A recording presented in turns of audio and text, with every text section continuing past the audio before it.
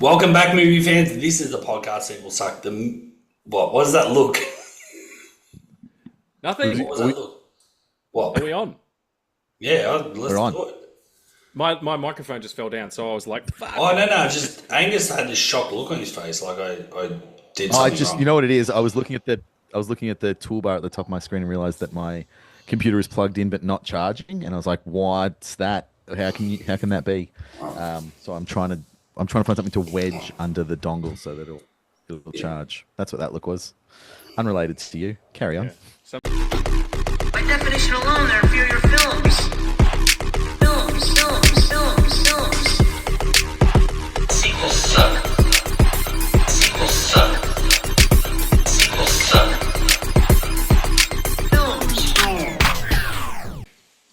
Welcome back, movie fans. This is the podcast Sequel Suck. The podcast... I'll start that again. That was all you that time. We didn't do any of that. Cool rewind, though. That's my thing, the rewind. Yep. Welcome back, movie fans. This is the podcast Sequel Suck, the podcast that discusses the remakes, the sequels, and the reboots, just anything but the original. And we've got an absolute doozy for you. This is a movie that I can't wait to actually discuss with you guys when you first saw it, because I'm going to give you the great confession right now. I watched this for the first time last week. This will be really interesting because I have some thoughts about the when and the how of the watching of this movie and what that means to us as individuals. So I am very curious about that. When did you first come to it, Regan? Last night. First time ever for you as well. I knew about it because it came out when I was working at. It probably would have been when did it come out? 2001. 2002. I think it was May 2001. We probably got it 2002. Yeah, it would have probably in AUS. It was a straight to video. Yeah, it probably would have been Movie Land at that point. I think I was still working there before it closed. And I saw it and I'm like, absolutely not. Like, I'm not watching this. Are you kidding me? The first one is a fucking classic. And I didn't know who Mila Kunis was at the time. Yeah. Nobody did. So yeah, that was it. And then last night I watched it and I was like, because I was sexy, I'm like, William Shatner's in this? What's William Shatner doing in this? Yep. And nothing. You know exactly what William Shatner's doing in this. It's something called alimony. I thought you meant he was sidling up to, young interns. Or also, yeah, I'm sure they hand in the script and like, you're the older professor that all the young girls want to fuck. And he was like, I'm in. Yeah. It's just I think we need to actually say, I don't think we actually said what movie we're talking about. It is American Psycho 2, which does, I only found out again recently, is it also has the subtitle of All American Girl. That's which I have a funny feeling may have been the original title before they repurposed this film as American Psycho 2. The original title of this movie was The Girl Who Wouldn't Die. I did see that too, but... Really? Yeah. Yes. That's funny. It's so funny that both of you guys only came to this for this episode. It's even funny because Regan was the one who pitched it as an episode. I saw this in high school, or maybe 2000. So I saw this the year after I graduated high school. So my first year of university would have been. But I saw this like as soon as it hit the shelves because I am a huge Bret Easton Ellis fan and grew up reading all of his stuff. And so you're a psycho. I'm completely insane. He is like a generational talent. It was like a reverse engineering thing. I used to get Fangoria magazine, I used to get a sort of special import to this tiny little news agency in the country town that I grew up in, and they would like every month when I'd go in to get it, like the old guy behind the counter would hand over the magazine. He would just look horrified because the covers of Fangoria magazine are gross, and he would just hand it over to me, and it was like $25 an issue in 90s money. It was so expensive, but I was like, I just want this. And one day the issue came across and the cover was American Psycho with Christian Bale as Patrick Bateman. I was like, I gotta I don't know what this is, but it looks cool. And I read all about it and was in, and then in the article it mentions based on the book by, and I was like, all right, well, I guess I'm waiting a couple of years to see the movie because I live in Australia and it's not done yet. I'll get the book. I don't know if you guys are familiar with this or if any of the listeners are familiar with this, but this is one of the only books, in fact, it might actually currently be the only book in Australia that is rated R as a book and has to be shrink-wrapped Yes. and before you correct. put it on the shelf. You cannot Yep. legally put this book on the shelf and allow people to flick through it. It has to be shrink wrapped, and then you have Yep. to prove you're 18 to buy it. So I went into a bookstore to buy it, and like it was shrink wrapped and it said R18. I was like, I don't know, I guess that's a gimmick, and walked up to the counter, and I was like 14 years old, and the guy at the bookstore was like, no, you can't. And I was like, it's a book. I don't understand.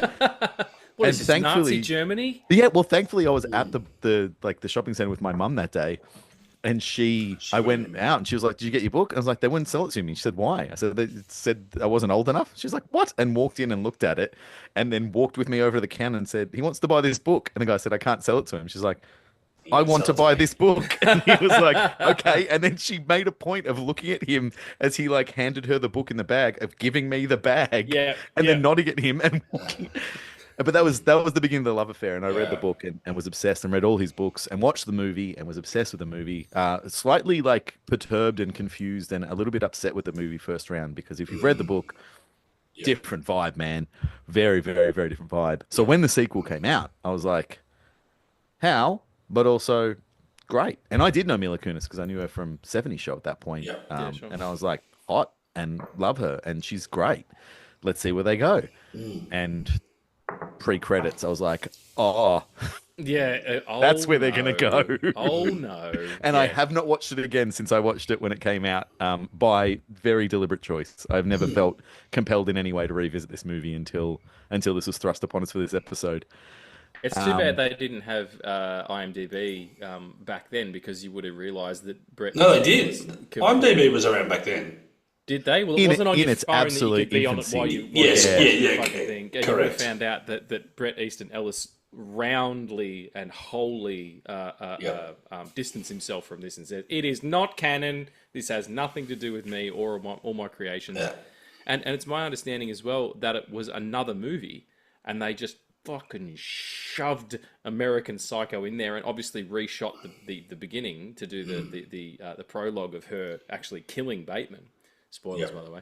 It's in the fucking first scene, and then It is the beginning of the movie. You literally exactly. can't- And then you can't press redid the play on this movie voiceover, without you it know. coming in. Yeah, you're right. Like, this movie was never meant to be a sequel, and I don't know if we've touched on a sequel on the show yet that began its life wholly as another movie entirely, and then during production became a sequel. We've definitely talked about movies where, like, in the script writing process or in the pre-production, but this one was in production. They were filming it, and then while they were filming it, decided they were going to flip it around, and that also led to not only Bret Easton Ellis being like, "Fuck no," but also Mila Kunis after it came out being like, "It's terrible," and that's not what I signed up for. They kept changing the script. The end result is awful. I'm so glad it was directed like video, a bad movie. Like, it sounds like anyone who wasn't the producer was like, "Oh, we could probably make more money if this had American Psycho 2 in the front." Was like, what happened? This is a bad mistake. Which I guess is slightly like skirting around the thing we haven't actually talked about. Bad movie. I mean, what do you guys think? This is my opinion. Bad movie. Very bad movie. Well, there's a reason why I hadn't watched it ever. And it was apart from us talking about possibly doing this as a podcast, I only recently had read a review, and it might have been late last year when the 4K of, or the redone 4K of American Psycho was coming out by via Vision or Imprint or one of those companies, and they had put the sequel in the box set as part of the box set. And someone that, again, one of the reviews was like, "Oh, the movie has always been, much maligned, but it's not as bad as what people would let you believe." I was like, no, it is terrible. Like, I put on it thinking it might be a little bit better than I was expecting, but no, it's definitely a straight to video film. It doesn't really know what it wants to be, and again, like, it's just this really cheap, gimmicky, loose attachment to the original. Which, again, for me, I hate when a sequel kind of devalues either the film before it or the series or the original. Like, having even the opening of Patrick Bateman, even being in a situation where he's murdering the babysitter and having a young 12-year-old in the room, whether she's tied up or not, is just doesn't feel like that character would let that happen or be in that position for that to happen. So No, I feel like that's just strange complete. thing. Yeah. It's definitely, in terms of its direction. And actually, I just want to go back one step and ask you a question, Angus, because I never read the book. Do you think the reason that the book and the film are so different is because the film was directed by a woman? That isn't. I'm not throwing shade at anybody. It's just a question not at all. because it's a really masculine story. Yeah. And I'm interested to see if that you feel like that might have had some contributing factor to it being so. I've read so much about that over the years because of Mary Harron, the director, copped a lot of shit for the way that the film came out in the end from fanboys. And I actually, Brady Snells has a podcast now, and there's Facebook groups you can join and things like that. And in the early days of it coming out, I was like, oh yeah, I'll go in that Facebook group, and quickly learned that Brady Snells fans are some of the most horrible people on the planet. All the most misogynistic people who read it and go, Patrick Bateman is someone to look up to. Yeah. Are the people who are attacking Mary Harron about this. So I don't know. It's something I've learned over the years talking to people who have read the book is the book is far more interpretive than I ever realized. I read it quite literally. I read it as like a portrait of a man who is completely unhinged, falling apart, and doing the most horrific things possible. The film kind of plays it like maybe it is not happening. Spoilers. There are large parts of American Psycho that could potentially be happening, all in Patrick Bateman's head, and it's kind of alluded to a lot more in the movie that's what's happening. In the book, what they kind of do is they suggest that everyone is so nameless and faceless in this yuppie era that people are constantly getting confused for other people and no one really matters. So when they're calling Patrick Bateman the wrong name, or when they're saying, hey, that person is alive, I saw them at lunch yesterday, it's in the book you kind of get the idea that, well, no, no one knows who anybody is. And so it doesn't matter if you kill people, no one will actually notice. It doesn't matter if you're psychotic, no one will actually notice because no one is paying attention. In the movie, it's far more like, no, I literally saw that guy at lunch. You did not kill him. Yeah. And so I think the difference is and I guess that's the thing with text to film is you have to pick a lane. You can't be as vague and interpretive. So I think the biggest change is that they went more for that, and they went way more black comedy. I mean, the book is pretty friggin' funny in parts, despite the truly horrific things that are in there. But yeah, the movie is definitely funnier by design. Yeah. I think, I haven't read the book for a long, long time. Similar to you, Angus, I bought it, I would have been barely 18. I was hanging out for it, and then I would have been reading it knowing there was a film coming out. But I definitely wasn't as down as, like you said, some of the real fanboys, like, the movie, because I had read Jurassic Park before the Jurassic Park movie came out, and again, the same thing. I was disappointed with the movie, and so many people love Jurassic Park, and I have come to appreciate it now, but there's so much great stuff in the book that obviously could not be in the movie. I just look at that American Psycho that way too. It's like, you got a book, like you said, it's shrink-wrapped, it's rated R for a reason. It's pretty full-on, it's pretty violent and grotesque, and I don't think it has anything to do with the female director necessarily. I think that looking at the gender, maybe slightly, but I feel like just in terms of aesthetics, not generally just because it's two different sexes. But I'd be interested to see his aesthetic versus her aesthetic. I agree with that. I'm sure it could be a different film, but I think she was probably able to manage the film better, knowing that, okay, if we literally copy the book, we're going to be cutting stuff and hit the cutting room floor. We can't have everything. And like Angus said, we have to pick a lane and be smart how we show the violence. And look, I love them both sort of separately. I understand there's a bit of difference, but I love the movie. The movie is top 5 for me all time. So really, okay, yeah, I love American Psycho. So yeah, it's really interesting you talked about Jurassic Park, because Jurassic Park and American Psycho are the two book film adaptations that I always hold up as like, they are such their own thing that it's not even really a comparison or a crossover. Like the film version of both of those books is so independently its own vision, and neither of them, I think, disregard anything that makes the books great. But I had the reverse. So I read American Psycho, then saw American Psycho, and was like, okay. And then a few watches later, I was like, oh no, I get it. This is really, really good. Jurassic Park, I watched and then read the book, and I'm forever grateful that was the order for me, because I imagine feeling how you felt. But it is such different, and I think it's so great that they went up with Mary Harron because for so long, I know we're talking about the original sequel here, but it's way more interesting. For so long, American Psycho was going to be directed by Martin Scorsese and starring Leonardo DiCaprio. And then there was swapping and changing and swapping and changing, and it was originally Mary Harron and Christian Bale, and then Leonardo DiCaprio wanted to do it, and then Christian Bale was out, and Leo would have been so young though. he would have been very, very young, but kind of like Patrick Bateman is quite young in the book as well. It's kind of undetermined how old he is, I think. But he's the son of a rich kid, so son of a rich guy. So he doesn't really need to earn his way into the position he's in.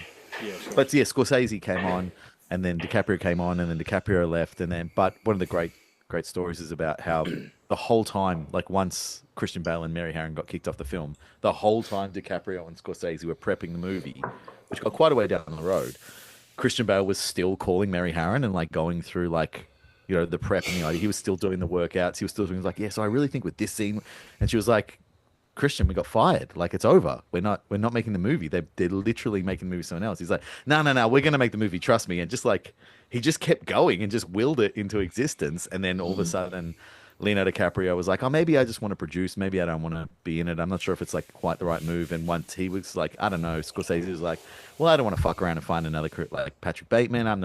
There's other shit I want to do. And they pissed off. And To make Gangs of New York, probably. To get into the timeline. Probably around the same time. Yeah, it is quite funny that like they bailed on one of the great satire slash, I guess, horror slash films of the last 20 years to then make Gangs of New York, followed by, I think the next project they did together was at Shutter Island, or do they do Aviator before that? First, I think. Like, this would have been such a better collaboration. But Mary Harron... They ended up kind of doing it years later with Wolf of Wall Street, which has very, so much DNA with the original film. Yeah. Well, you can see a lot of the research getting put in there. Yeah. Well, it's also interesting, like, I don't know if I've just made this up in my head, but I kind of feel like Leo definitely wanted to do American Psycho, but then got cold feet because I think people were like, oh, but do you really want to be possibly a serial killer or a complete psychopath? And and I feel like maybe he was talked off that ledge, maybe a little bit. Like it was like, oh, is this a good career move? I mean, the book is hugely controversial. It was when it got published, and it is to this day. It is a book that has been rallied against as being essentially a play-by-play on how to hate and dismember women, and has always been just absolutely hauled over the coals. And a lot of people on site are like, this book is a piece of shit. And Bret Easton Ellis is like, it's actually about my relationship with my dad. And they go, shut up, you're sick. And he's like, it was a metaphor. I'm sorry. Pretty funny, like how it's like this and Lolita, people like beat you about the face if they see you reading it. And it's like, oh, I'm actually interested in literature. It's like, you're sick. Yeah, it's funny too, because there were people hacking to death women and being misogynists and having sex with underage girls long before both of those books came out. So I don't know what the correlation is there, but yeah. Yeah. It's but I guess we need to focus back into the movie we probably don't really want to talk about. No, I don't want to do that. I want to do exactly what we do when but there is so many problems with the film too. Whether you liked it or not, I tried to get on board with the idea of it, but still there's a lot of leaps of faith that we have to take with this film, and just stuff that just seems illogical, and just doesn't. Maybe plot holes, or I don't know, just not a lot of sense. It's just like kill. I want to get my position at the FBI, and I'll do whatever I can at whatever it costs. But it's just the sequence of events is pretty average, and it reminds. It's just like a episode or like a bad Hallmark movie. You know how Hallmark makes like really sappy Christmas movies, or they make these really weird suburban thrillers. Yeah. And it's like, my sister's a serial killer, or the wrong dad, or my next door neighbor's a fish, or whatever the fuck it is, all these weird things. And it's kind of that. American Psycho 2, All American Girl. It's got that feel. It seems really TV in a way that's produced as well. You're right, Cable. None of the scenes seem to connect when she's killing these other people who are trying to get the teaching assignment, the assistant teaching assignment. Oh, also that's why Sean is in here, because I killed him because I had to get on the show. Right. And so it Your was risk like, of losing me or third him, chair and I was to him. like, and you- sorry, Big Ian, it's good night Vienna for you, but you will be missed. Lost a great one. No, he'll be back next week. But yeah, it's like those kills don't kind of make sense geographically, like where she is in space and time. Like, hang on a second, No. how are you now there all of a sudden? It's just it was very almost. It was almost. That's what I thought was going to happen in the end, because in the original movie, it's like he gets to the end, and he's like, was it all a fantasy? And things play twice, like where he runs in and shoots the guy behind the desk and all that stuff. It's like, oh, it's going to end up all being in her head again. And then, no, that's absolutely not the case. She was doing all this for real. I'm like, nah, nothing makes sense. Well, I think you talked about how like it doesn't hold together, so I think it's worth breaking it down like that. So the opening is her as a 12-year-old girl, I think, or an 8-year-old girl. She's a little 12. She's 12. Yeah. And she is tied up, and her babysitter is tied up because for some reason her babysitter has taken her to a date with Patrick Bateman. The explanation for which later on in the film is even more absurd, because she is also dating William Shatner at the time and sees a picture of Patrick Bateman in the FBI files and decides he's hot and she wants to root him, but that implies that the FBI already knows who Patrick Bateman is, that he is a serial killer, and where he lives, and does nothing about arresting him. And that very baffling. But she kills Patrick Bateman. So that's sort of the opening. She, as this little girl, gets the opportunity to stab him in the head with an ice pick. She kills Patrick Bateman. Great. Okay, sure. That's a great opening. But from there, it's never at any point understood, is this girl traumatized to the point of like becoming dead inside to killing because she had this traumatic event as a child, or is she a serial killer / sociopath from birth and was going to kill a bunch of people anyway, and he happened to get in the way? Because every bit of information we're given about her, from the psychiatrist to her own like monologues about how she feels about killing and all of the reasons she kills, doesn't imply someone who's like dealing with a trauma. It implies someone who is born without empathy or the capacity to care about any murder that she commits. So Patrick Bateman being in this movie, like, we know it was an afterthought, but they don't do anything to intertwine it into the movie. It literally is just like an event that happened that bears nothing on the rest of her life, because she was always going to fucking murder people. Yeah. Like, it's a huge part of the movie, but also it doesn't matter at all. And the idea of someone, because you find out towards the end, she's stolen someone's identity. Yep. Which again, like, throughout the whole film, like but like the twist of that happening at the end is an interesting idea. Yeah. But the way that it's executed is so I don't know, manipulative. Like, it doesn't. It's kind of like in the film, like the original film, to go back to it again, where they're like, "You're not Patrick Bateman." Like, it's just, and you're going, "Oh, isn't he?" Like, that kind of pull the rug out from under you. Sort of, your stomach skips, because you're like, oh my god, none of it was real, or maybe all of it was real, and he's someone who we didn't know the whole thing. It should have been that, but it was just like, oh, she's been this, and then you see her at the end, and she's wearing a fucking shitty wig, and at the book signing for that guy, and she's like, oh, that's the such and such. She's best FBI person ever. I'm like, well, no, you went way too far with that, friends. I don't know. Well, the first reveal that she's stolen someone's identity is handled so like nonchalantly and also so clumsily. Like, the guy calls her what is it, Miss Walker, whatever her name is, and then Newman. her parents go, "Oh, Newman. Oh, why did he call you a different name?" And you're like, "Huh? What is that the name she gave? Yeah, maybe that is. Did she give him a different?" You kind of like get the bug of that, but then like it literally, like, the way that moment is cut with the next moment feels like whoever was editing the movie together had never edited a movie, because it's literally like, I have to go away on this trip, Mum and Dad. Oh, is it a boy? Yeah, it's a boy. His name is Bobby Starkman. Hard cut to her just driving her car past the booth where the security guard is dead.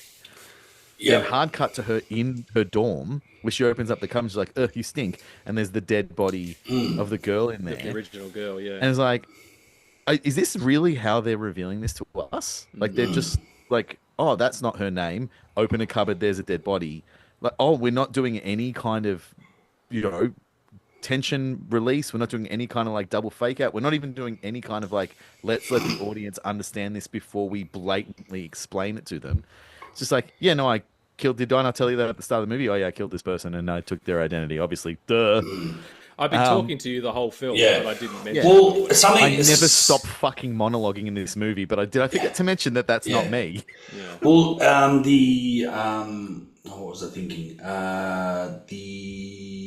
There is a moment, and I only knew this because I watched it for a second time with the commentary on, with the director Morgan J. Freeman. And I cannot believe someone paid. paid. There's a commentary track for this? Yes, that was. I was going to say this will record blow a your mind. commentary track. Mila Kunis even did the commentary track. Yeah, it's ridiculous, Get the fuck out. Yeah. What does she talk about? Well, she's eating in some of it and talking, but she was more talking about the funny things that happened sort of just offset or when they were doing takes, when they were stuffing up stuff and all that. So it's kind of interesting at that point. That screams of contractual obligation. I'm sorry. There's something in her original contract that she didn't read. Yeah, it wouldn't be a new commentary, clearly. It would have been recorded pretty much at the same time. Of course, yeah. Especially if they knew it was straight to DVD. No, well, see, this is a crazy thing. That was something I did pick up. I read everywhere straight to DVD, but the director mentions that it opened up its cinemas, but so it must have had a small run in the US or Canada or something, a really short run, and then straight to video, which doesn't make sense. But that also reads a contractual agreement. Someone who owns the naming rights to the American Psycho probably only allowed the film to have it if it was some kind of theatrical release, so that their product wasn't devalued.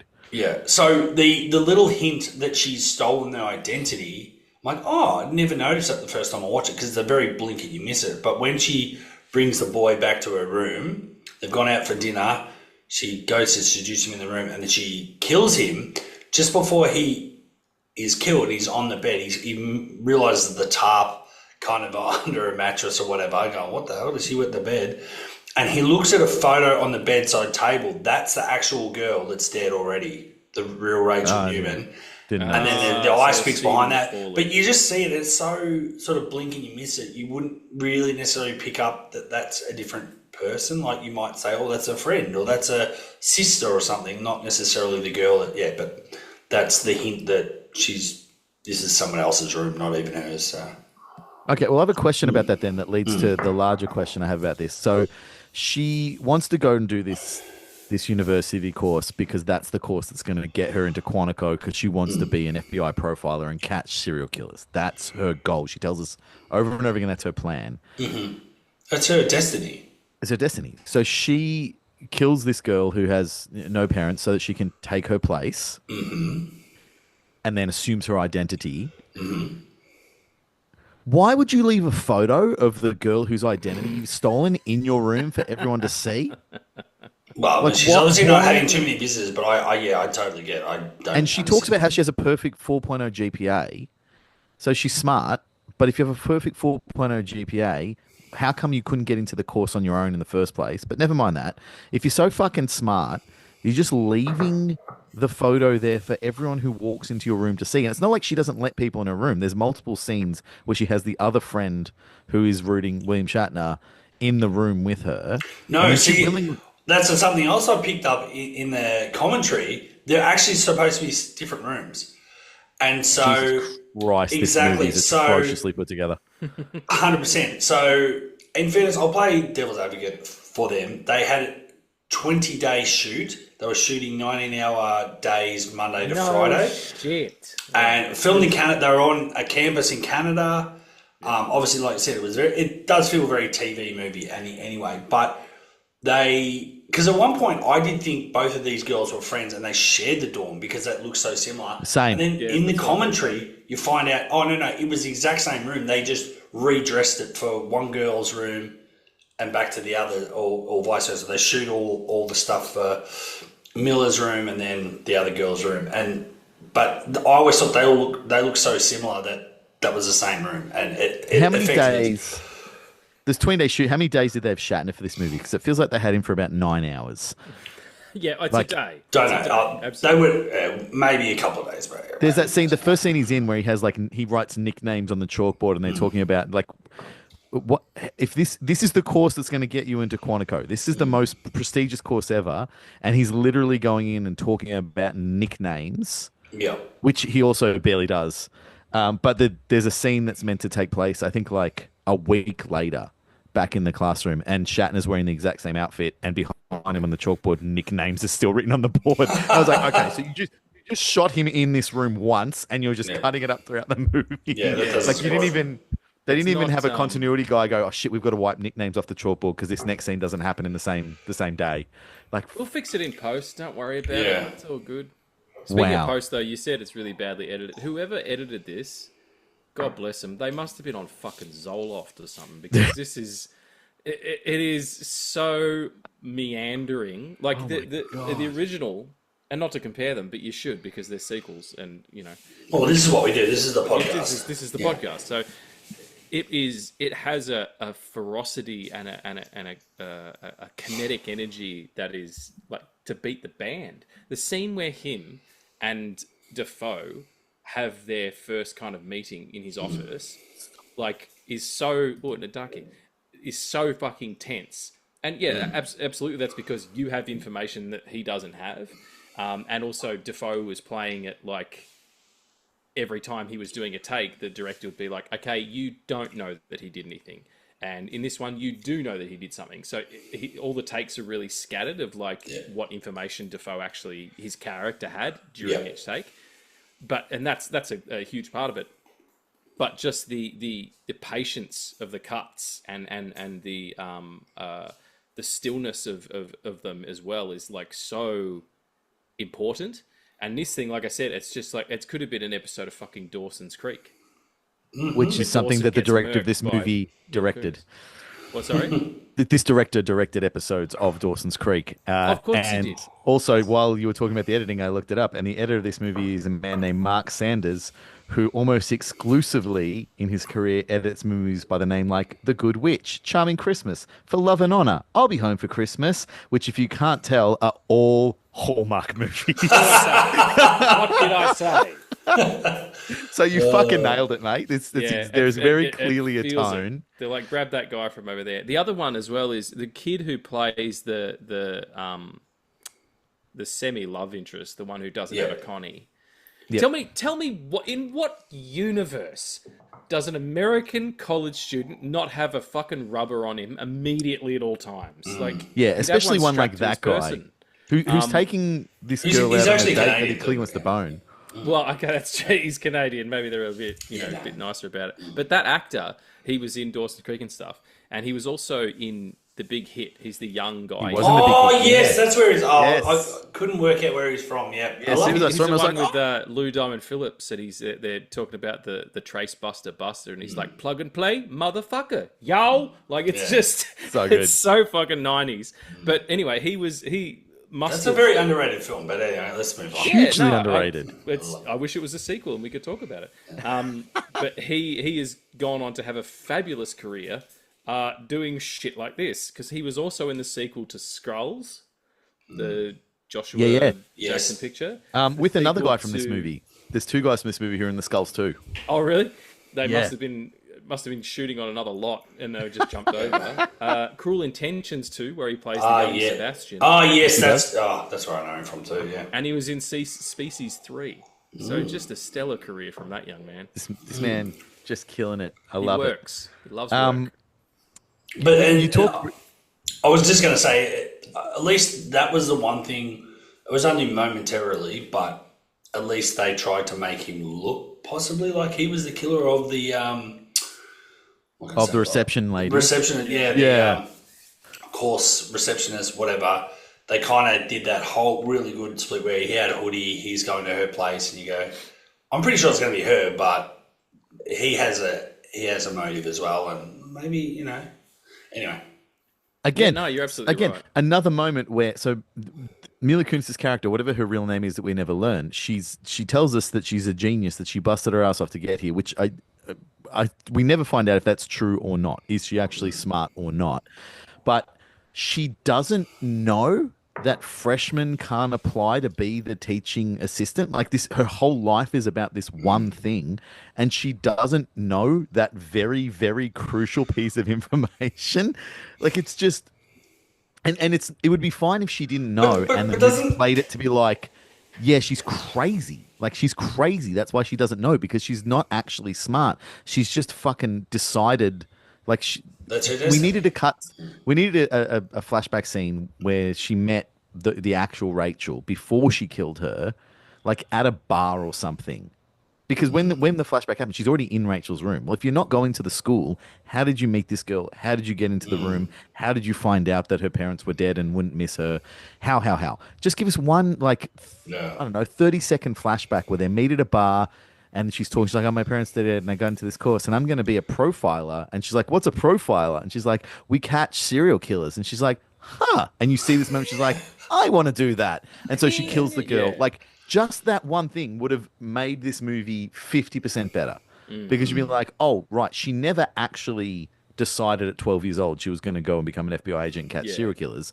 She's just fucking out of her mind. But she is the narrator, and obviously, you know, unreliable narrator, but we're never given anything to correct anything she says at all. Like, even the fact that she's not really Rachel, she never tells us she is. She just never tells us she isn't. So when that happens, it's like, okay, I guess you didn't lie to the audience about that. So you're not even really an unreliable narrator. So what the fuck are you? The script is just terrible. That's It's all. just a really bad script. Yeah. It's a really bad like script. the idea of her, the kind of chameleon like idea of a serial killer, like someone who does inhabit their victims' lives. That's much more interesting than I saw my babysitter get killed by a famous serial killer who couldn't have been famous at the time, even though like Nobody knows who Patrick Bateman is. That's the thing.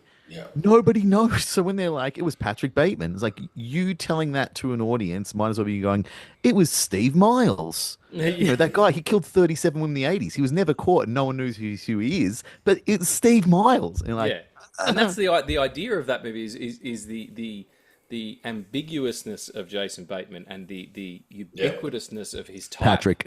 Yeah, Patrick. What did I say? Jason Bateman was fucking pies. It's just out there. Comes back to Teen Wolf again. Yeah, and we did. It always comes back to Teen Wolf. That's our motto. But yeah, it's like there were so many like him at the time. You know, the 80s yuppies. They all dressed the same. They all looked the same. They all had the same haircuts. You know, that was just that's kind of the joke there. So yeah, you're right. Like, why would she? Like, why would she know who he is at the time, or then later on find out, oh, that person who killed my babysitter was Patrick Bateman? Yeah, it just doesn't.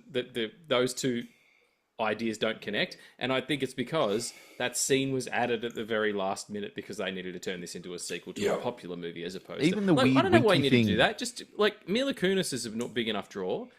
Yeah. You know, she's awesome, like, and she really is trying in places. The scene that she has with her the psychoanalyst, the dude who ends up writing the book about her, and she's like talking Eric about Daniels, him, and like she's analyzing him. She's got fucking crazy eyes, like it's working. So I don't know. Yeah. But they also, again, they don't really do anything with that. Like that, there was a moment after she kills William Shatner's character. After she like kicks him out the window. Did she kill him, or did he just fall out of a window? I mean, also that was so weird. He's just like staggering around for no reason, and then she just walks towards him, and then he falls out the window. I was like, all right, cool. It was like Spider-Man 1. Yeah, who's to blame here? Who's to blame here? Walks too close to that guy, and he trips backwards. Like, what the fuck? Wasn't his fault. But after she killed him, and then like saw the janitor and was like, hey, nice mop. I was like, all right, cool. So, and like I started standing up. I'm like, all right, let's start making some notes and wrap this shit up. And then I paused it and I was like, how is there 30 minutes left of this movie? What the and the next 30 minutes is meant to be, I guess, a kind of cat and mouse, because suddenly the psychiatrist character becomes infinitely more important than he was ever set up to be. As kind of he's set up in the first part to be like the guy who reveals to Shatner that she's actually psycho, and that's sort of his purpose. There's nothing else that they put into that gives him any more purpose. And then I don't like I don't know if it was originally written that Shatner's character was the one who like figured stuff out in the end, but couldn't do anything about it. And then Shatner was like, "No, I got a hard out at 4." And they're like, "Well, fuck, now we can't shoot those scenes. Who else have we got?" Like, because it just doesn't make sense. It doesn't make sense that he becomes such an important part. Like, it is just him and her in the third act, and then also some goofy fucking cops they bring in. Yeah. The cops that come in, and also the score to this movie just made me think over and over again. I think I always get mixed if it's 4 or 5. Halloween 4 or 5, the goofy like cops, and every time the cops on screen, there's that terrible score that they put in. It's like doom dick doom dick doom dick. Yeah, like just absolutely ridiculous. For a moment, it's just comedic, but that. Not that exact score, but almost that exact score comes up so many times throughout this movie that it completely like washes away anything they're trying to do. Yeah. Like anytime you start to take this movie seriously, like, no, it's a comedy. Shut up, it's a comedy. Shut up, it's fine. Well, I feel I would, before we jump away too quickly about the score, like I agree with you. I actually like the needle drops they use in this film. I'll give that credit. I like some of the music they use. And that's something I noticed the director talks about when, in the commentary, he's like, this band, this is a great album, blah, blah, blah. So he was obviously very big on the music that was selected, and he probably had some sort of good taste that went with this movie. But the actual score is fucking terrible because, again, it just doesn't know what it wants to be. And it's like, we kind of are a dark comedy, but not really, but we don't know. But it does feel like the score brings it down to the point where you can't take this movie that seriously either. Like, well, it doesn't help. Talk about that. Yeah. Because, like, this is one of the things I was thinking about when you both said, we watched it, like, this week, and I watched it in the 2000s when it came out. Forget the opening scene that was tacked on. Like, post-credits, when the elevator doors open and she's walking through the college campus and whatever song it is playing, and, like, the cinematography that they're using in that and the kind of the graininess of the footage. Like, I was immediately back in the early 2000s. And for that section, I was like, I'm having the best time. This is great. This is, like, taking me right back. And I was remembering watching it the first time around and, like, maybe I was, like, too harsh. Like, this movie is cool. Like, I'm into this. This is really fun. I'm ready for, like, a really goofy fucking slasher. Let's go. Did you guys find at any point, like in the early stuff before this movie reveals how off the wall it is, that you were kind of sucked in at all? Did you feel the vibe of it in those moments? 100%. Yeah, I did. Like I said, the music just felt very like late 90s, early 2000s, where that you're watching Can't Hardly Wait or even something like I Know What You Did Last Summer. Yeah, I was like, I'm like a bit mixed, and it had that this grungy kind of music, and it's like, this works, and it's like, oh yeah, cool. But then the difference is that those productions had money and could invest in bands like, I mean, you've got in this film, you got, you don't have Blink 182, you've got Blink 180, like, you know what I mean? Like, it's just, they're not, it's, you go, that sounds familiar, but it's not. It's just because it sounds of the time. It is. It's like, for me, it reminds me of a really specific time, after high school and into the first years of uni and working at the video store and having these movies come out on DVD, and because DVD was like, that was when it was happening. Like, it was the DVD revolution, late 90s, early 2000s. That's when everybody was getting them and everything came out, and a market opened up that no longer exists. It's now streaming, where things were made specifically for that. And you had things like the film The Forsaken with Jonathan, what's his name? The one who was in the sequel to Roadhouse. Oh, I know who you're talking about. Hang on, let me just have a quick look. Also, just a little quick side note, though. The guy who plays the psychoanalyst or the psychiatrist in this picture is named Geraint Wyn Davis, right? And he was in a TV series that ran from 1992 to 1996 called Forever Night, Knight. And it's in this sounds fucking awesome. An 800-year-old vampire, Nick Knight, quests for redemption as a cop in Toronto, trying to hide his vampiric nature from the rest of the world. Now, I have heard of this show. I was going to say he's Canadian too, yeah. As the day is long, there's a lot of boots going on from him. But 70 episodes, and it fucking. I'll send a picture in the group chat. I'm in for this. I'm in for this show. I'm going to try and find it somewhere. How does he do a day shift? How does he get out of having to do a day shift all the time? Because, I mean, it's not they go, oh, yeah, you can always work nights, detective. Like, he would have had to have been a beat cop first. I mean, come on, you understand. Like, you don't just jump to nighttime detective. That's not how it works. He's not Batman. He just hypnotizes them. Oh, because he's got the vampiric powers. Yeah. Right, okay. I want to work the night shift. How about it? Hang on, I fucked up.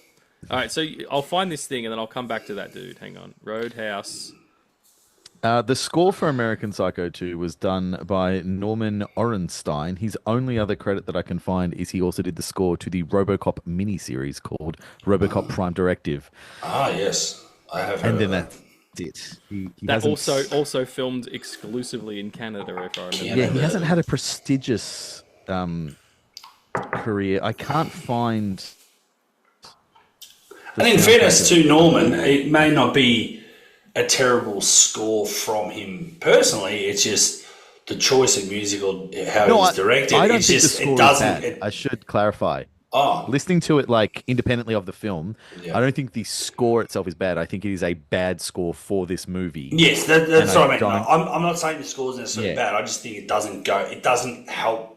There's problems with the movie, but it does. It definitely exacerbates some of the issues by not. It's really also giving- used Yeah. very strong. I feel like he was probably asked to make a score and did, and then whoever was in charge of like the music direction for the final edit was just like, yeah, put that cue in there. And I'm like, what? That's what's happening? No. Just to come back to the nonsense I was talking about. So yeah, there's a film called Forsaken, and the actor's name is Jonathan Sheck. You would know him from some things. But yeah, at this time, it was 2001, and there was a slew of these things. So it was that, John Carpenter's Vampires and its sequel, Soul Survivors with Faith from Buffy the Vampire Slayer. That was a Wes Craven movie, wasn't it? No. Produced? He might have produced it. I don't think he directed it, though. Or perhaps he No, did. he did. He definitely didn't. Yeah. Lost Souls, a Lost Boys sequel, Dracula 2000. Like, Yeah, these Patrick really Lussier. Patrick Lussier, mid-tier, Gerard Butler horror as pictures Dracula. that were like shot with bright lights. Like, there's no atmosphere. Like, all the atmosphere that they built up in the 80s and 90s, and I think Scream's kind of responsible for that as well, because that's kind of filmed in a very Californian way. Yeah. But all of the atmosphere, all of the deep, rich blacks that were used, and it sort of, we lost all of that shit. And speaking of... I was going to say, as the lights dim. As the light goes off, yeah, there's vampires here. But yeah, that period, and I remember those films used to just go out, just people on a Friday night, yeah, get this heap of shit, let's just watch it. And it was that kind of vibe that I felt when I was watching this one. It ran out. The novelty of that ran out really quickly, though, because I'm I'm super positive. I'll watch anything. I don't have to like it all, but normally I don't talk about the things I don't like. But this is what we committed to talking about, so here I am. Yeah. Yeah, I mean, I'd just like to once again remind the listeners, it was Regan's idea. We were talking about sequels, and I remembered the cover of this one, and I remember Mila on it, and all that. And I can't believe her in this film. Like, she's supposed to be, what? She's a sophomore, is she? So Freshman. Freshman. She's a freshman, so she'd be, what, maybe 18, 19? Yeah, she says she's 18. She's 18. She looks 11 years old in this movie. It's ridiculous.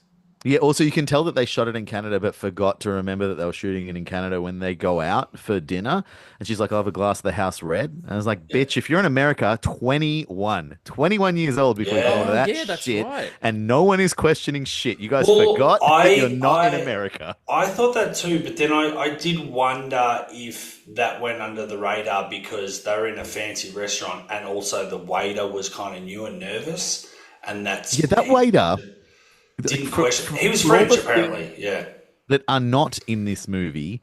That waiter is such a big character. Like, we know it's his first day. He keeps coming back. He sees her there with the guy that she murdered. He sees her there with the parents. He sees her there having the confrontation with the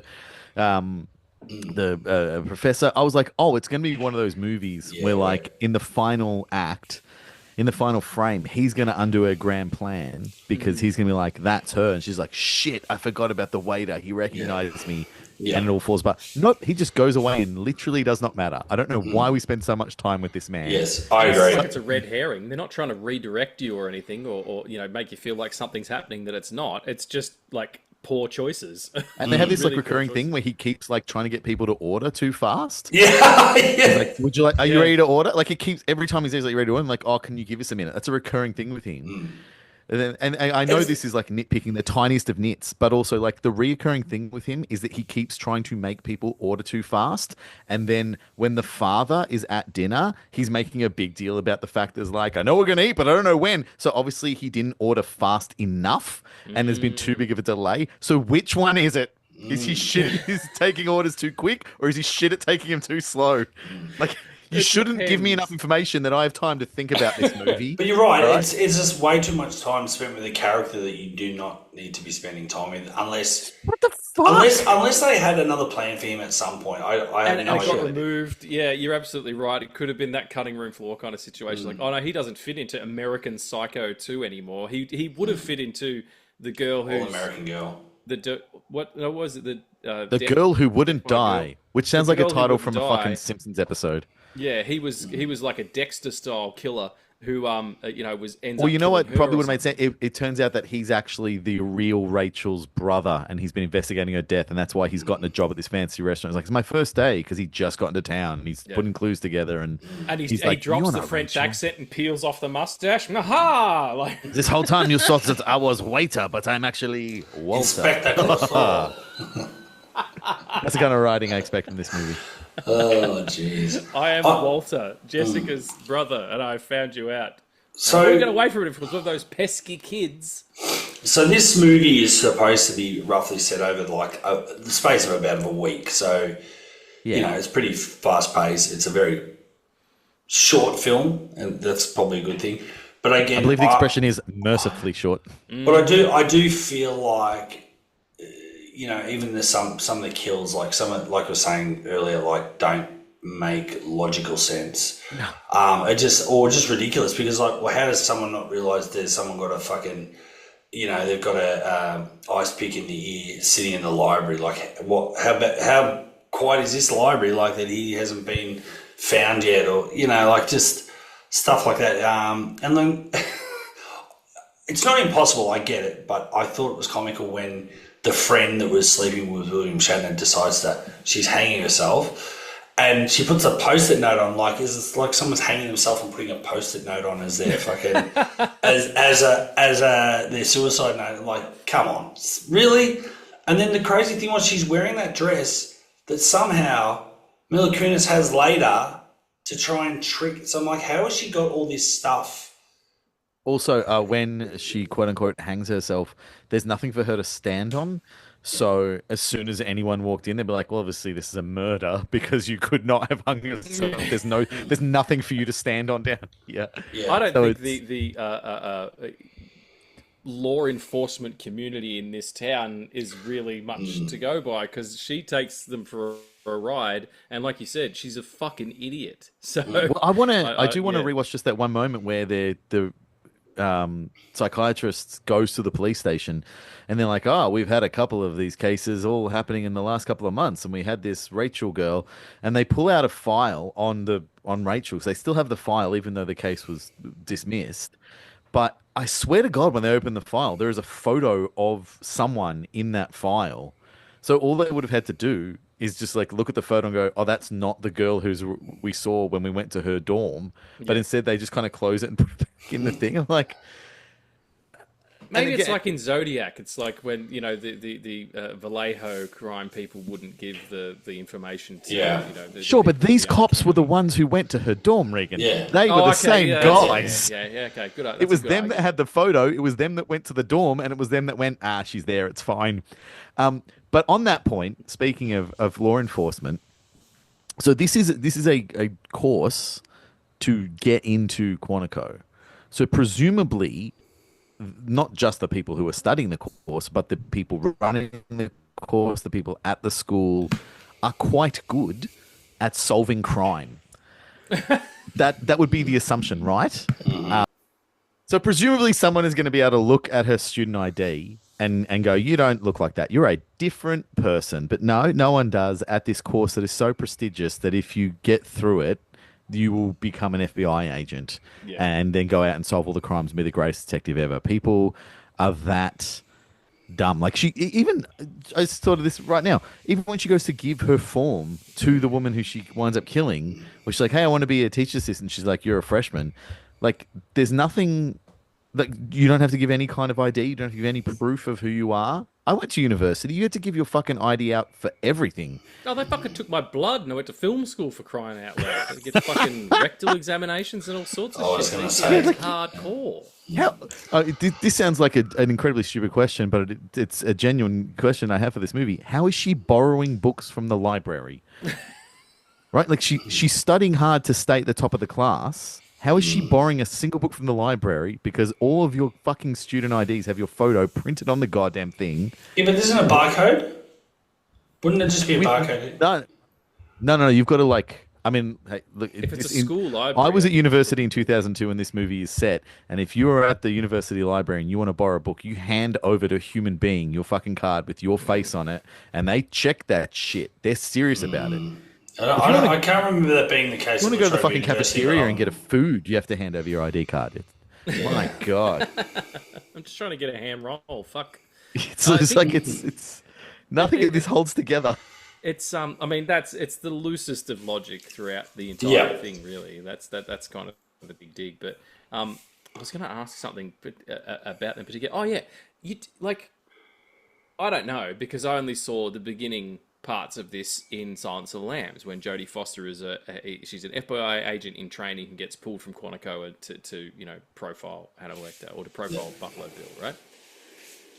Do you not have to do some other sort of law enforcement before you get in the FBI? If you want to be a detective, you have to be like just a regular police officer first, and then maybe move into. Look, I'm not an FBI expert, but hearing other podcasts or speaking to people that are ex-FBI agents, generally speaking, they have been some form of law enforcement before, and they've been very good at that, and then they've kind of applied and then, obviously met the criteria and excelled in areas, and then they get to be FBI.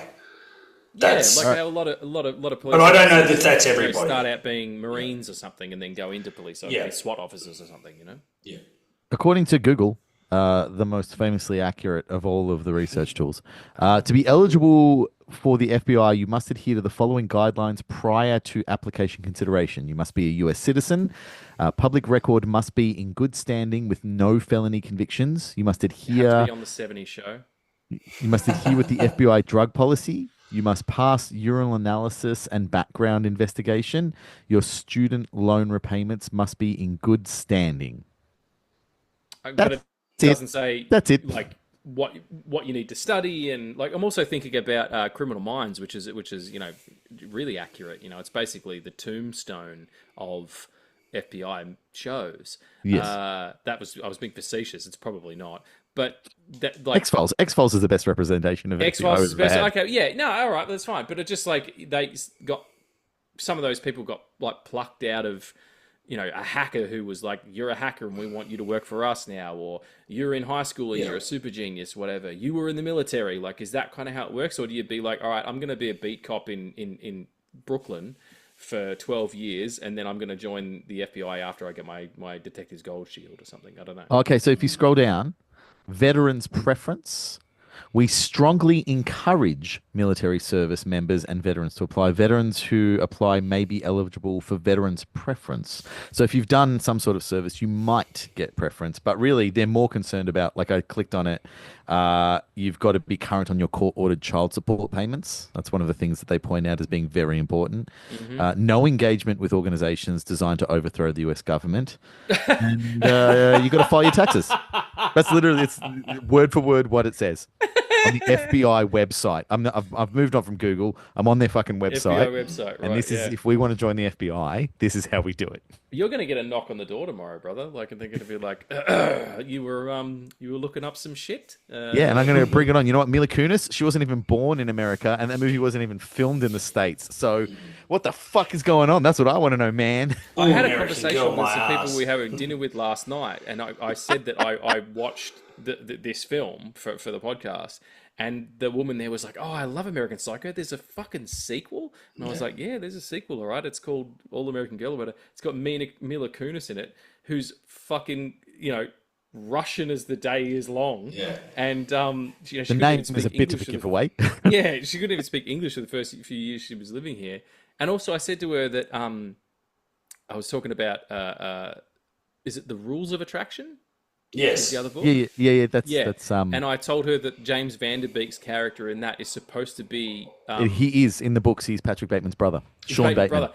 And this woman nearly fell out of her chair. She's like, "Oh my god, I fucking loved that movie when I was younger, and I had no idea because they were supposed to have this film grew out of that film being made because they wanted to put a murder mystery element into that film for whoever's character, and they were like, no. Bret Easton Ellis was like, there isn't one, so no, and they just lifted it out and were like, let's just chuck it in this thriller that's already in production, and we can hopefully get a bit of. If Rules of Attraction would have come out pretty soon after this, they might have been able to get a bit of a bit of glow off of that. Insane movie, Rules of Attraction. Yes. Insane book. It's fucking unhinged. And It's Rules really of hard Attraction to came watch. first. The book of Rules of Attraction came first, and Sean Bateman's the main character in it. And there's a couple of scenes where he talks to his brother Patrick on the phone, Yeah, and that's like you don't know anything about Patrick other than he's Sean's, and you don't care about Patrick. And then the next book is like, oh, Patrick is a bit more interesting. It turns out.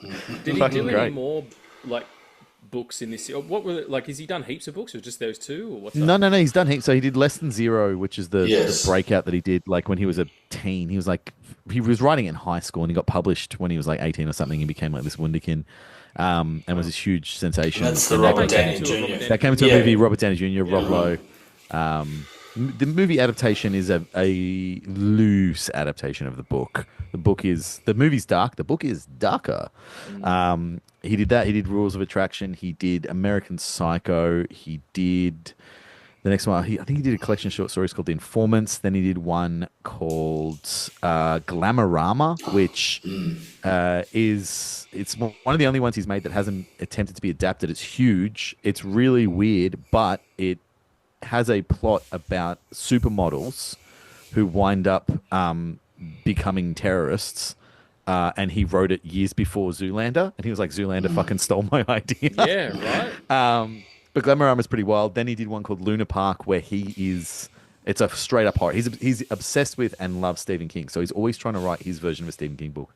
And Luna Park, he's the main character, but it's like an alternate version of him, and it's this nightmare land, and it's pretty fucking crazy. And it got ignored. I liked it. And then he did one called Imperial Bedrooms, which was a sequel to Less Than Zero. And if Less Than Zero was dark, Imperial Bedrooms is fucking pitch black. It is so fucking dark.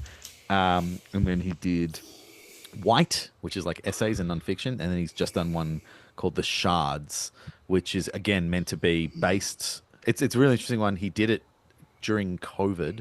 It's meant to be like a true story of his life, and he did it on his podcast. He would read like the latest chapter he'd written week by week on his podcast, just as a part of this podcast series, because he couldn't get any guests coming in because of COVID. So he just like wrote and read this story about how when he was in university, a bunch of his friends went missing and were murdered by this like California serial killer who was never caught and doesn't really get reported on.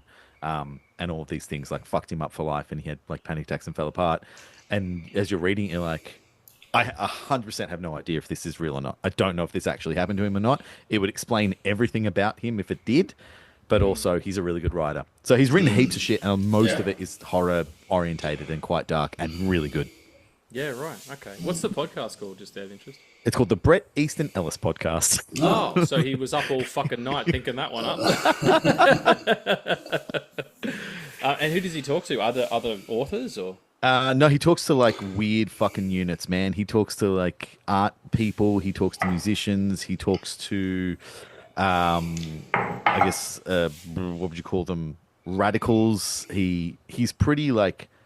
He's pretty blatantly I don't give a fuck these days. So he talks to everyone, including like some pretty right-wing fucked up people.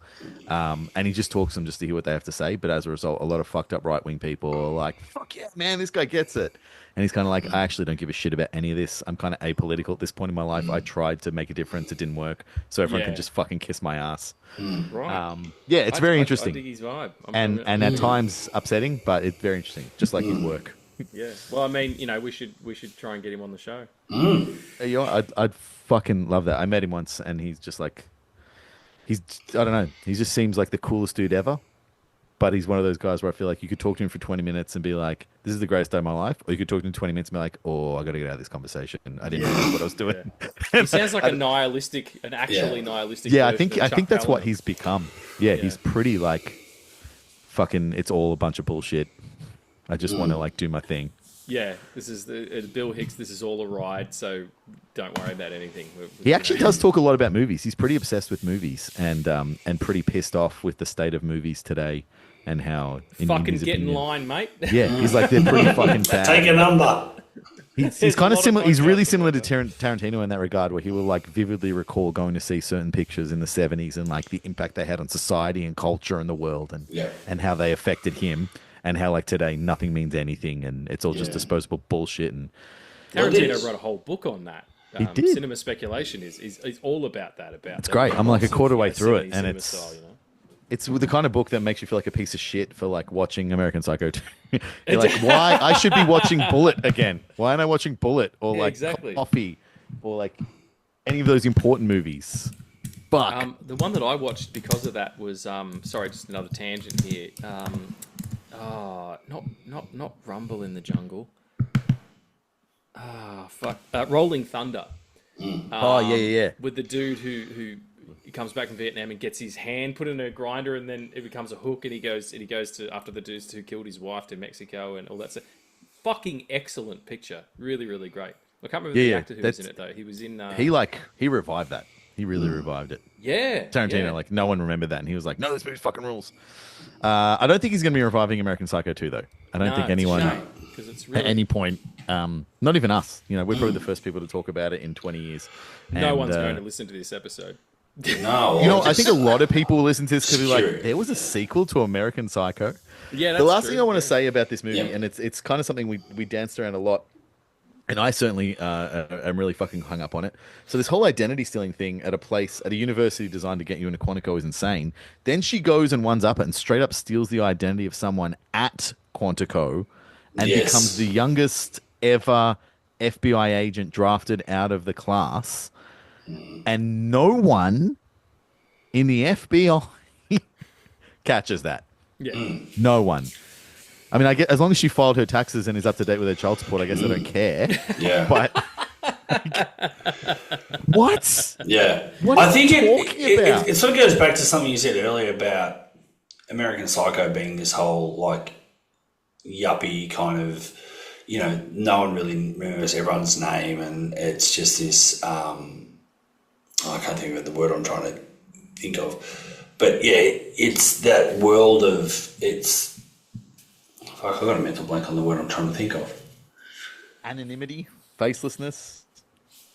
Well, there you go. It's more faces. It's like there's just people are just disposable, and it's just like, oh yeah, I had lunch with him last week, and I'm like, oh yeah, you mean Patrick Bateman? Yeah, Patrick Bateman. Like you have that whole thing going through the first film, and you're right. It's kind of like they've tried to apply that to this film a little bit. Like, well, you can kind of just slide on through and.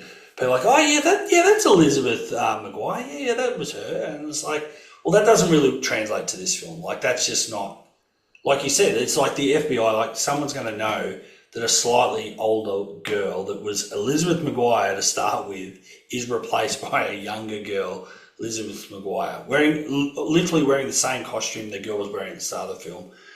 You kind of that one scene. Yeah, and it's it's like, yeah, okay. But she had a neck scarf, so that was her twisty- whole plan. Sorry? She had a scarf. She had a scarf around her neck, and that's her whole plan for stealing identity. Yeah. So like, look, that's how she did it. Genius. I do feel like they've tried to apply some elements of American Psycho into this film, but it's like that's not how that works. Like, so you can't just transplant a certain idea to another film. And it works seamlessly. Like it's no, absolutely not. So and also to say that all of the sort of yuppie ilk of the 1980s were interchangeable, that they were clones of one another because of the style of the time and the prestige and the things you had to do. Like you had to go to this restaurant, you had to have the business card, all that stuff. To say that they were all the same is one thing. To say that all freshmen women or teenagers or whatever the hell they would be, you know, college students, all female college students are the same in the eyes of their psychoanalysts and their, you know, lecturers and even their peers is the same, is a very, very different argument. Yeah. Because it's so not the truth. If anything, college is about finding your own identity, not you know, usurping someone else's. Yeah. So yeah, it's and there's also an opportunity for them to bring that up in this movie. Like, she could talk about how, like, they always say college is about finding your own identity. Well, I'm just trying to figure that. And, like, they could have made a joke about it. They could have alluded to the fact that everyone at college is trying to figure themselves out, and she's doing that by killing people and stealing identities. They don't. And making it up. Yeah, that's they don't. That would have been interesting, and they didn't. Yeah. When she said, though, in the thing, you said it before, Cable, she was like, oh, well, who do you want to be? And she says, Lizzie McGuire. No, Elizabeth McGuire. I thought that was a Lizzie McGuire joke. Yeah.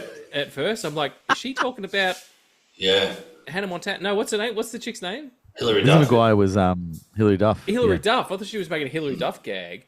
And then the other thing that was really weird is like, oh yeah, All American Girl, American Psycho 2. The first few scenes of this, she's wearing an American flag shirt. Yes, she is. And it says All American Girl on it. All right. Does it? Yeah. Yeah.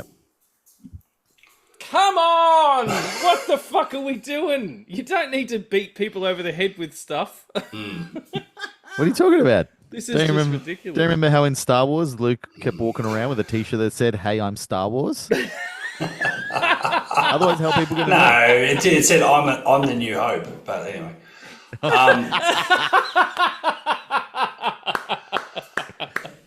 Oh, well, to take a bow, gentlemen. That was a beautiful 1-2 punch from the hosts of the show, ladies and gentlemen.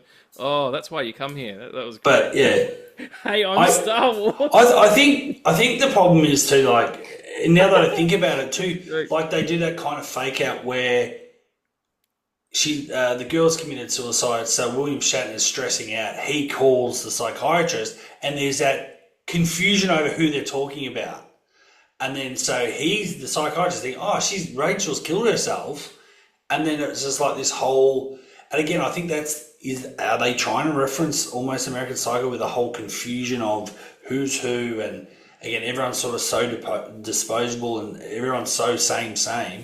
But again, I don't think that works. And I thought, I can understand miscommunication, but I felt like even that idea was a bit of a stretch. I think that's giving them too much credit that they thought that far ahead, honestly. Probably, maybe. I would be stunned if like more than 3 people on the set of American Psycho 2 had heard of, let alone seen American Psycho. Yeah. I think they started production like, hey, we changed the name of the movie, and they went, whatever, fuck it, let's get this done. I want to go to lunch. 18 days left, let's do it. It's American Psycho 2, and they're like 2, 3, 4, whatever. We're all psychos, right? Okay, roll it. What's that? All American Girl? Yeah, that sounds good. Let's go. That's good. So, yeah. what like I guess as we're winding up, I don't think any of us are going to probably watch this film ever again and ever speak about it ever again in a positive light. Just have a guess just what IMDb have it at. Has anyone seen the IMDb? Rating. Oh. Well, what's the score? What's the audience score for? I got to guess it's somewhere between 3 and 4. What is it out of? 10. It's out of 10 on IMDb. Oh, fuck, it'd be 2. Angus is right. Last time I looked, it was 3.7, which I think people are really kind on IMDb. Well, the crazy thing is, I should have gone back to all our sequel episodes to work out all the ratings currently standing. But I reckon this is almost the lowest rating film we've ever talked about, Angus. Wow! I wouldn't be surprised. Yeah, I think it's so happy to be here for such an auspicious I think it's day. definitely it's up there beautiful. Or down there with like one of the most widely agreed upon bad films we've ever spoken about. We've spoken about some films that people don't like that we're like, nah, fuck it, it's good. It's just it's bad, it's good. But this one is just it's really irredeemable in all aspects. And it's frustrating because it has potential in parts. In moments, you can see a flicker of like, oh, this might go somewhere that is, and no, it never does. Having Mila Kunis alone should elevate your project. And like if it wasn't her, if it was just some no-name Hallmark actor, we wouldn't be talking about it because no one would know that it ever existed. Like she's it is a trick having her on the poster and having her in it because you're like, Yeah, Kunis. Oh, fuck yeah, what's this about? Like, this And is probably also, gonna be I'm fun. sorry, excuse me. At what fucking point in the Is film does she use a scythe? Yes. I was going to bring it up. Never, ladies I was and gonna bring gentlemen, it up. never. Yes. Yeah, I agree. It's a Scythe my weird, fucking ass. weird choice because it was never seen or used. It's also not. Let me look at that so it's not being reversed for me. But yeah, no. So she's holding a scythe which has a bend to it, kind of like a number, like I don't know, 2. If you turn the scythe the other way, at least it could kind of be the 2. Yeah. But it's facing the wrong friggin' direction to even be the 2. It's a And C. also, angrier, deadlier, sexier does not a log line make. I'm sorry. It's you can eat a bag of salt and vinegar dicks. And everybody, just so we're all on top of it, it'll be backwards, but you can figure it out. This is Forever Night. Oh wow! Doesn't that look great? That looks There's amazing. lightning in it and everything. I wish People I'd work watched really that. hard with AI to make photos look that bad these days. And meet Detective Nick Knight. When the sun goes down, so does the crime rate. That tag is better than the entirety of American Psycho 2. Fucking hell, yeah. All right. I don't recommend this picture. I don't recommend this this movie whatsoever, but I do recommend Forever Night.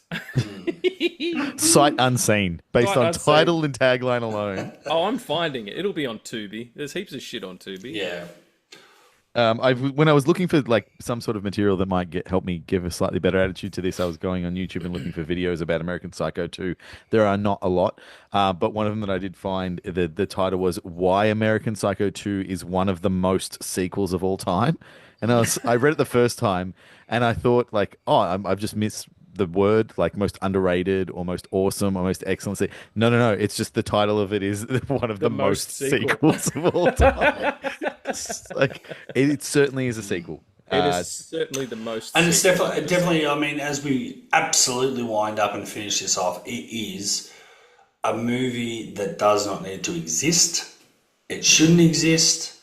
It should have been its own thing. And look, we say about Mila, and I'm a Mila fan, but like when she was cast in this, she was still relatively unknown. So even having her on the poster, it's not a draw card. It's like if it was mid, 2007, 2008, I get there would be more of a draw, but not in 2001, 2002. Post Forgetting Sarah Marshall, yes. Yeah. Or even Black Swan, but she's not coming back for after doing a Darren Aronofsky movie to do American Psycho. I tell you what though, and this is to my great shame and dishonor, if they make an American Psycho 3 and she's in it, I'm watching that movie. Oh, of course, yeah. I mean, I want to see what Elizabeth Guire's up to. I'm watching that fucking movie the second I can get my hands on it. Well, she's obviously, if she's gone from high school student to FBI, she's probably the president. Jesus Christ, Regan, that would be amazing. President Psycho. President Psycho, you beat me to it, damn it. It's fucking incredible. And it's just like her just walking around the White House, just killing staffers she doesn't like, or foreign dignitaries who come in and they're like, oh, so we'll be cutting off our access to you. It's like, I don't think you'll be doing that. Fucking stab. Scythe. Yeah. Return And of then the there's a Scythe. twist halfway through where someone watches her do it and then's like, would you like me to take care of this, Madam President? And she's like, yes. And then people start cleaning up her murders. She's like, oh, I'm the president. I can just murder people and they'll help me out. And so she goes on an insane murder spree. And the film ends. That's the end of the picture. That's almost as good as my my idea for the Under Siege 3, where Under it's the on Siege? an island. Yeah. And Under Siege 3, Last Resort. That's right. Yes. Check out the last episode, everybody. But the most important thing about this entire movie is that the entirety of Forever Night is up for free on YouTube. You can watch every episode. There's 70 of them. Best news ever. Okay, I'll see you later, guys. So everyone's Well, yes, listening. on that note, some sequels really do suck. God damn, do they ever. Welcome back, movie fans. This is the podcast Sequels Suck, the podcast that looks at blah, blah, blah. I just stuffed that over here. I'm trying to do an Angus, and it's just not working. He's a one of a kind, so don't even try. 1 in a billion, I think. is Oh, the- yeah. It's true. number. It's true. Don't try On the and replicate Googleplex. greatness. Hey, Sequels Suck fans. By definition alone, they're inferior films. I almost think remake a quick warning of this episode is on Twitter and this thing that is on spoilers and before the movie screams over the crazy